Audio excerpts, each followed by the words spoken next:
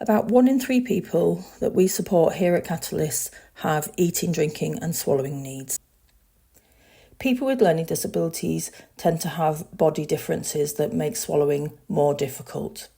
There is a much higher risk of choking in this population, and around 15% need support to eat, drink and swallow. 50% of people with Down syndrome are thought to have swallowing difficulties, and nearly everybody who has cerebral palsy has swallowing difficulty, and some of them very severe. Epilepsy and ageing much sooner than the average population increases frailty and the risk of having a swallowing problem. Up to 80% of people who have strokes have swallowing problems, and some of those become permanent. People who develop dementia later in life will almost inevitably develop swallowing problems, and that includes 1 in 3 people with Down syndrome who develop dementia by the time they're 50. Mental health is an area where people tend to have more problems with their swallowing. People with mental health illness are 40 times more likely to die from a swallowing complication, such as aspiration or choking, and 30 times more likely to choke. The side effects of some of the medications they're on actually cause swallowing problems for around 1 in 3 people. Anybody who's had a brain injury is going to have a much higher chance of having swallowing problems. So we talked about epilepsy already. Epilepsy causes swallowing problems.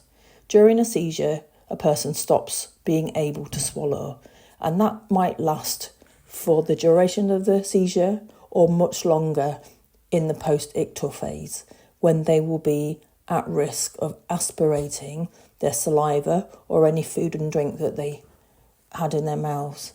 That means those things might go into their lungs and cause chest infections.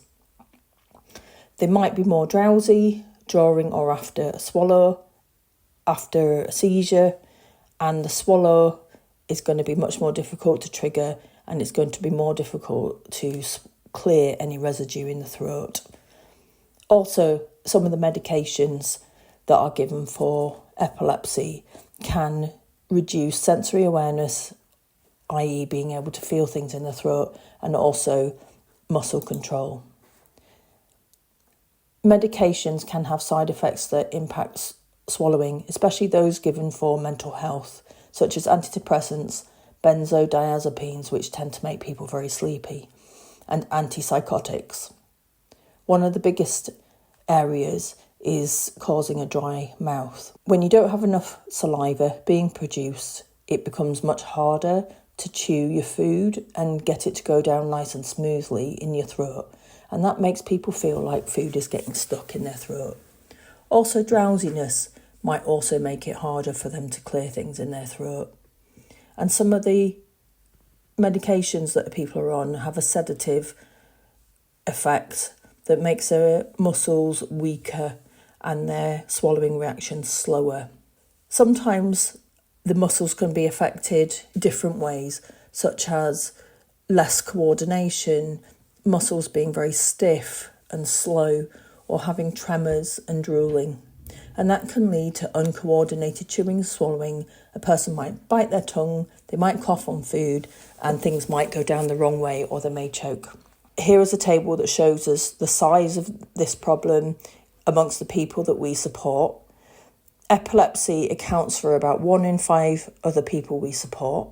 All of those people should have an extra risk assessment to find out whether their swallowing is affected after a seizure and how long it is before they can safely eat and drink again. More than a third of the people we support are on antipsychotic medications, and we already know that at least 1 in 3 of those will have problems with their swallowing as a result of the medications. And the more medication you're on, the more risk that you have of developing a swallowing problem. That problem often goes away when the medication is reduced again, but also when there's a change in medication, it can also cause further problems. 1/4 of the people that we support are on some kind of sedative medication, such as diazepam, and we have 2 people that we support who have Down syndrome. All of these people have a greater risk of swallowing problems, so it's really important that the care plans recognise what those risks are and what to look out for.